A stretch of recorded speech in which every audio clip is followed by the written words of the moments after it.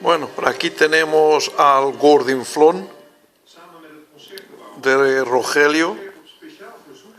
Está, como lo veis aquí, espatarrado en el sofá. Este es el gato de Mex y Delano. Mira, mira. Lo estamos cuidando por unas semanas porque ellos no están en casa. Más que un gato parece un ternero. Es grande. Y mira cómo le gusta a él. Está ahí sentado, míralo. Como le gusta, contaña.